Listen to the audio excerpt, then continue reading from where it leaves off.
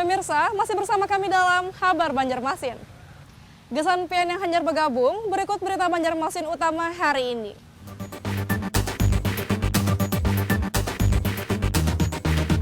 Salah satu oknum anggota DPRD Kabupaten Tanah Laut berinisial S, awal Desember 2020 lalu ditangkap karena diduga melakukan pesta narkoba.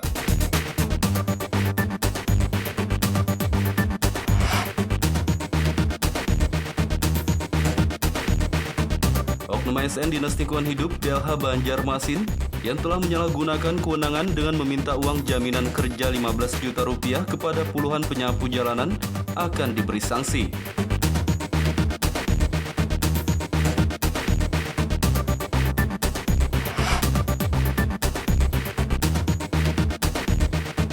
Menjelang Natal dan Tahun Baru 2021, Badan Pengawas Obat dan Makanan BPOM Kabupaten Hulu Sungai Utara melaksanakan pengecekan produk layak konsumsi.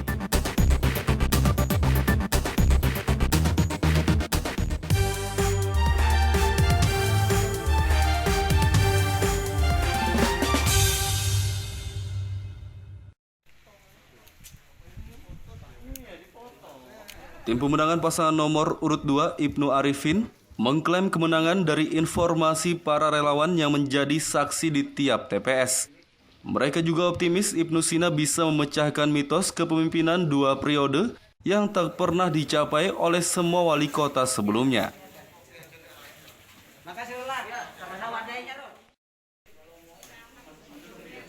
Ketua Tim Pemenangan Ibnu Arifin, Bambang Yanto Permono mengatakan hasil unggul yang diraih oleh pasangan Ibnu Arifin berdasarkan informasi dari tim saksi yang ditempatkan di semua TPS.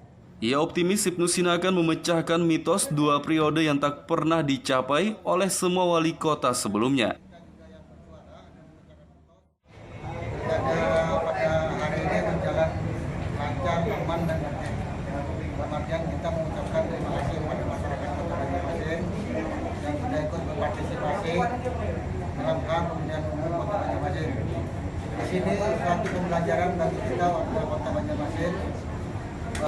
Hitungan quick count kita tidak melakukan quick count, cuma berdasarkan hasil masukan-masukan dari tim saksi itu cukup menggembirakan hasilnya. Klaim kemenangan ini tampaknya sejalan dengan hasil sementara Pilkada Wali Kota Banjarmasin yang dikeluarkan oleh lembaga KPU RI. Paslon nomor urut 1 Haris Ilham meraih 4.988 suara atau 15,8%. Paslon nomor urut 2 Ibnu Sina Arifin Nur meraih 12.347 suara atau 39,4%. Sementara pasangan nomor urut 3 dari jalur independen yakni Herul Saleh dan Habib Muhammad Ali Al-Habsi memperoleh 4.224 suara atau 13,4%. Sedangkan nomor urut 4 Ananda Musafa Jakir meraih 9.925 suara atau 31,4%. Dari Banjarmasin, Kalimantan Selatan, Muhammad Lutfi Darlan dan Fudael melaporkan.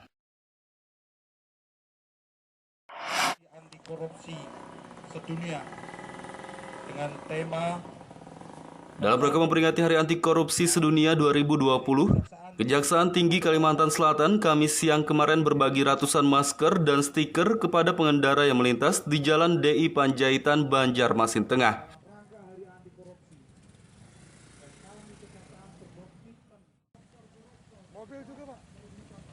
Memperingati Hari Anti Korupsi Sedunia tahun 2020, jajaran Kejati Kalsel membagikan masker dan stiker anti korupsi kepada pengendara yang melintas di depan kantor mereka, yakni di Jalan DI Panjaitan, Banjarmasin Tengah, Kamis siang kemarin.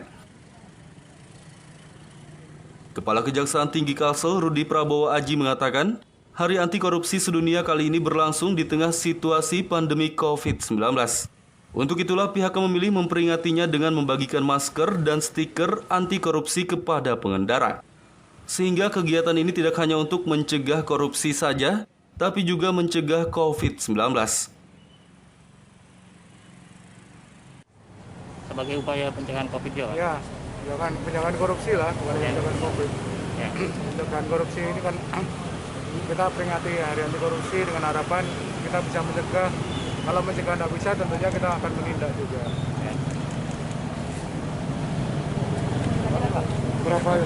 Berapa banyak Pak yang dibagikan hari ini? Ya, Berapa banyak? 200 kita siapkan. 200 stiker juga. Masker sama stiker. Masker dan stiker. Sudah dapat semua ya teman-teman ya? Ya. Pak, sejauh ini Pak, tindak pidana korupsi ini sebagaimana Pak bahayanya Pak di masyarakat? Bahayanya sangat bahaya sekali lah, karena itu kan menggerogoti duit negara yang mestinya untuk bisa bangun, tapi ternyata diambil oleh pihak-pihak yang memang tidak mau negara ini dibangun. Peringatan Hari Anti Korupsi Sedunia jatuh pada hari Rabu tanggal 9 Desember, namun karena pemilihan kepala daerah atau pilkada serentak, sehingga peringatannya dilaksanakan pada hari Kamis 10 Desember kemarin. Dari Banjarmasin, Kalimantan Selatan, Muhammad Lutfi Darlan dan Fahrulani melaporkan.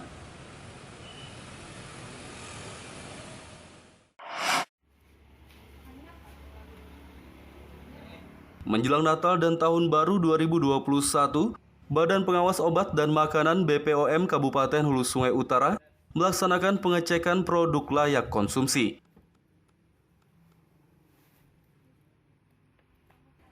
Pengecekan produk layak konsumsi oleh petugas BPOM Hulu Sungai Utara dilakukan di salah satu distributor makanan dan minuman di Kota Amuntai. Petugas BPOM mengecek sejumlah produk makanan dan minuman terkait kondisi kemasan, tanggal kedaluarsa, hingga melakukan tes terhadap kandungan dari makanan. Kepala BPOM Hulu Sungai Utara Bambang Heri Purwanto mengatakan, pengecekan produk layak konsumsi rutin dilakukan setiap menjelang Natal dan Tahun Baru. Menurutnya kegiatan ini bertujuan untuk memastikan kualitas dan keamanan dari makanan maupun minuman yang diperjualbelikan, sehingga layak untuk dikonsumsi masyarakat. Jadi apabila ada temuan, tentunya kita juga melihat apakah ada kesengajaan dari pelaku usaha. Apabila tidak ada kesengajaan, maka akan kita lakukan pembinaan dengan memberikan peringatan kepada pelaku usaha dan juga bersama-sama melakukan pemusnahan terhadap produk yang kadaluarsa atau rusak. Untuk produk yang tanpa izin edar, apabila dalam jumlah yang signifikan dan ada kesengajaan dari pelaku tindak pidana, dari pelaku usaha, tentunya akan kami tindak sesuai dengan peraturan yang berlaku. Sebelum membeli produk makanan, masyarakat diharapkan mengecek kondisi kemasan dan tanggal kedaluarsanya terlebih dahulu. Dari Kabupaten Hulu Sungai Utara, Kalimantan Selatan, Muhammad Lutfi Darlan dan Adiat melaporkan.